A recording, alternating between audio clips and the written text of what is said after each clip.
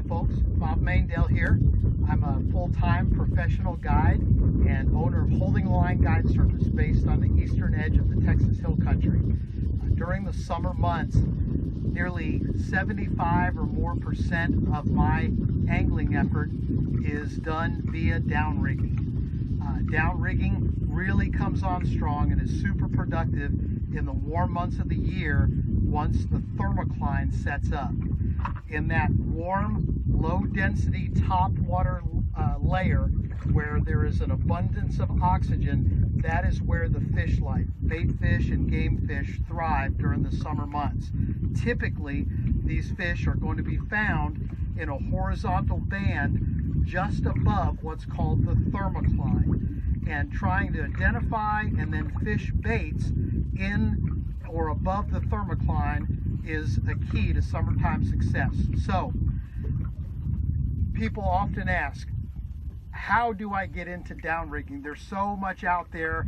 How do I do this right?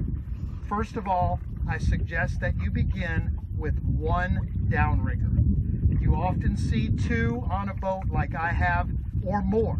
Start with one downrigger. Make sure that you're going to like this. Make sure that the downrigger is mounted properly in a good location on your boat, and then decide if a second one might be right for you after you develop all the fundamental skills with that first one. So, two basic categories of downriggers. There's manually controlled downriggers, which operate by manually turning a crank in order to spin the spool that contains the downrigger cable, either metal cable or braided cable.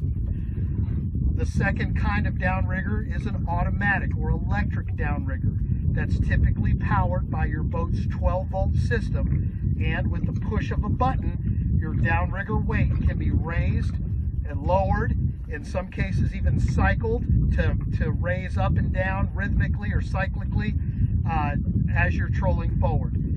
My suggestion is to start with a manual downrigger. I think there's no finer piece of equipment for a manual downrigger than Canon's Easy Troll downrigger. As a guide, I've been doing this for 13 years now. The first 9 years of my guide service, I ran nothing but manual downriggers. And it wasn't until I had rotator cuff surgery that I was forced into using electric downriggers. Now that I've used them, they're very nice, but they are a luxury and they're not inexpensive. So start with a manual downrigger.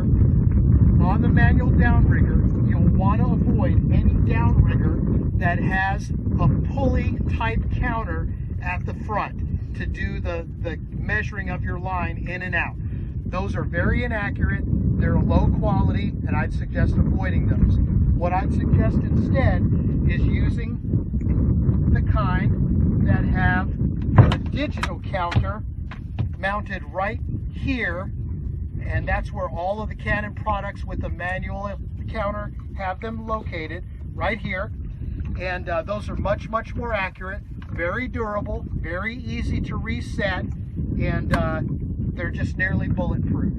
So again, two types of downriggers: electronic, manual.